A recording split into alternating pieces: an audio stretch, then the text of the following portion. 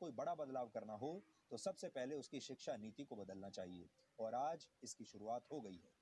भारत सरकार के मानव संसाधन विकास मंत्रालय ने आज इस नई शिक्षा नीति की घोषणा की है। इसलिए आज हम आप सबको बताएंगे कि इससे देश के तमाम छात्रों, उनके परिवार और उनके माता पिता के जीवन में अब क्या क्या बदलाव आने वाले हैं।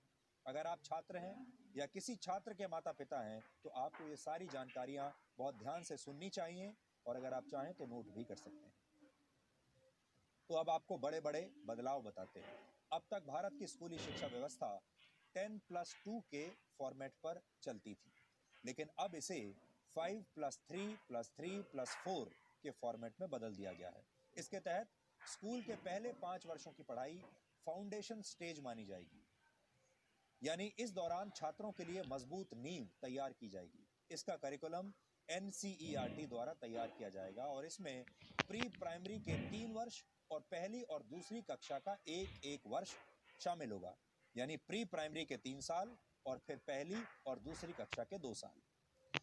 इसके तहत बच्चों को खेल कूद और अलग अलग गतिविधियों के जरिए पढ़ाई कराई जाएगी, यानी इन कक्षाओं के छात्रों के लिए किताबों का बोझ अब पहले जितना नहीं होगा। इसलिए हम कहेंगे कि जो छोटे बच्चे अब स्कूलों में जाएंगे और अपने शिक्षा की यात्रा को आरंभ करेंगे वो बहुत किस्मत वाले होंगे। इसके बाद अगले 3 साल यानी तीसरी कक्षा से 5वीं कक्षा तक की पढ़ाई के दौरान छात्रों को भविष्य के लिए तैयार किया जाएगा। इसके तहत छात्रों का परिचय विज्ञान, गणित, कला, सामाजिक विज्ञान और ह्यूमैनिटीज जैसे विषयों से करवाया जाएगा। इसके अगले 3 साल मिडिल स्टेज माने जाएंगे और इसमें कक्षा 6 से लेकर कक्षा 8 तक के छात्र शामिल होंगे। इस स्टेज में छात्रों को तय पाठ्यक्रम के मुताबिक पढ़ाया जाएगा और इसके बाद 9वीं से 12वीं कक्षा तक इस फॉर्मेट की 4 वर्षों वाली आखिरी स्टेज होगी। ये 4 साल की स्टेज होगी। इसमें छात्रों में किसी विषय के प्रति गहरी समझ पैदा की जाएगी, उनकी विश्लेषण क्षमता को बढ़ाया जाएगा और उन्हें जीवन में बड़े लक्ष्य निर्धारित करने के लिए प्रेरित किया जाएगा। लेकिन सबसे महत्वपूर्ण बात यह है कि अब स्कूलों में पहले जैसा स्ट्रीम सिस्टम नहीं होगा। इसका मतलब यह है, यानी अगर आर्ट्स का कोई छात्र फिजिक्स की पढ़ाई करना चाहता है तो अब वो ऐसा कर पाएगा और अगर अकाउंट्स का कोई छात्र, कॉमर्स का कोई छात्र इतिहास की पढ़ाई करना चाहता है तो वो भी ऐसा कर सकता है। लेकिन संभव है कि इसके लिए अलग अलग विषयों का एक पूल तैयार किया जाएगा और आपको उस पूल से ही अपनी पसंद के विषयों का चुनाव करना होगा। यानी अगर विज्ञान के छात्र को इतिहास में दिलचस्पी है और उसके पूल में ये दोनों विषय शामिल हैं, तब ही छात्र इनकी पढ़ाई एक साथ कर सकता है। हालांकि अभी इस पर पूरा स्पष्टीकरण आना बाकी है, लेकिन पहले की जो व्यवस्था होती थी, हमारे यहाँ 3 स्ट्रीम्स मानी जाती थी, या तो आप साइंस लेते थे या कॉमर्स लेते थे या आर्ट्स यानी ह्यूमैनिटीज लेते थे। और अगर आपने ह्यूमैनिटीज लिया है तो आप साइंस नहीं पढ़ सकते, अगर आपने कॉमर्स लिया है तो भी आप शायद साइंस नहीं पढ़ सकते, साइंस लिया है तो ह्यूमैनिटीज नहीं पढ़ सकते। ऐसी चीज़ें पहले हुआ करती थी अभी तक, लेकिन अब ये सब बदल जाएगा। अब आप फिजिक्स भी पढ़ सकते हैं, कॉमर्स भी पढ़ सकते हैं, अकाउंट्स पढ़ सकते हैं, एक साथ इतिहास भी पढ़ सकते हैं और फिजिक्स की पढ़ाई भी कर सकते हैं। दूसरी महत्वपूर्ण बात यह है कि 5वीं कक्षा तक की पढ़ाई अब मातृभाषा, स्थानीय भाषा और आपकी राष्ट्रभाषा में ही होगी। यानी अंग्रेजी में पढ़ाई की अनिवार्यता समाप्त नहीं होगी। माफ कीजिएगा, अनिवार्यता समाप्त हो जाएगी। अब अंग्रेजी में पढ़ाई की अनिवार्यता नहीं रहेगी। ये एक बहुत बड़ा बदलाव है।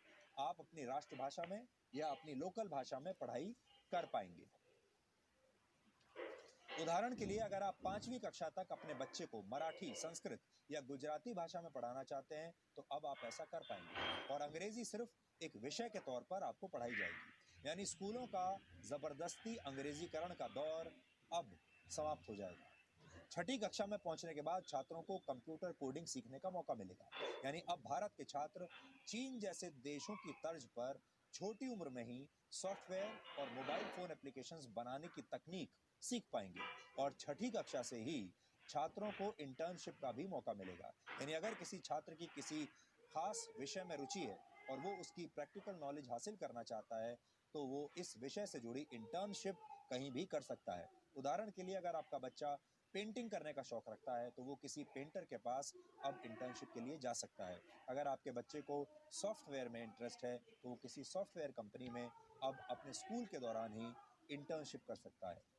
9वीं कक्षा से 12वीं कक्षा तक की परीक्षाएं अब सेमेस्टर के आधार पर होंगी।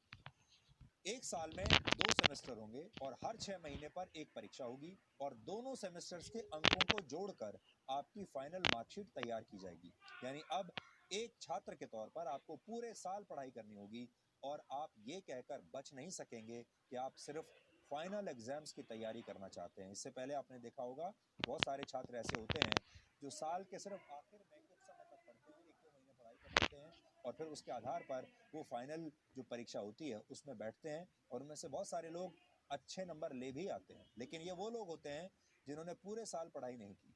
अब आपको पूरे साल पढ़ाई करनी पड़ेगी। इसके अलावा बोर्ड की परीक्षाओं को आसान बनाया जाएगा और इसमें छात्रों की क्षमता पर ज्यादा ध्यान दिया जाएगा। रटने की क्षमता नहीं, समझने की क्षमता पर ध्यान दिया जाएगा।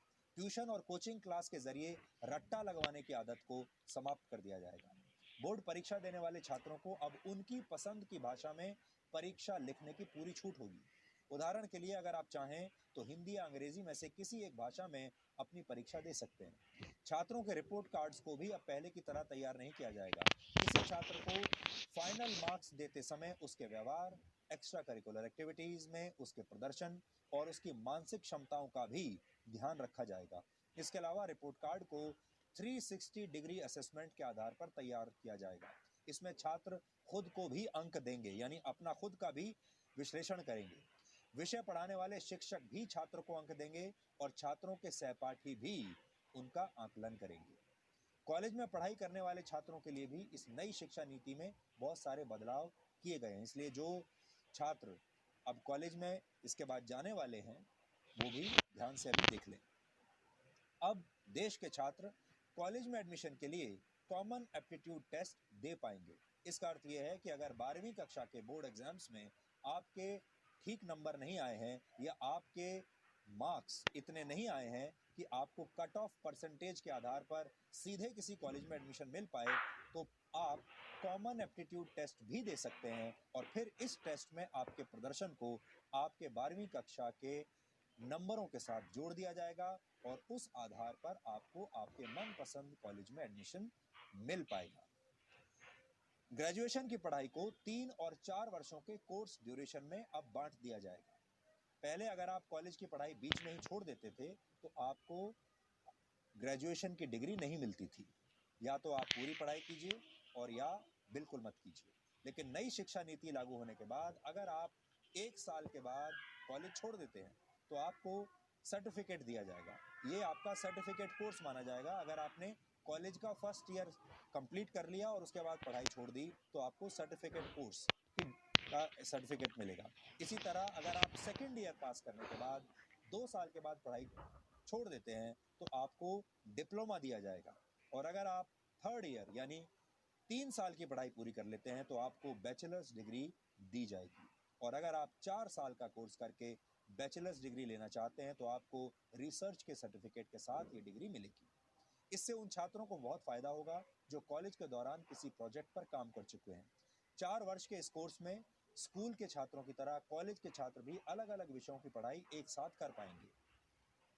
इस व्यवस्था को मल्टी एंट्री और मल्टी एग्जिट वाली व्यवस्था कहा जाता है।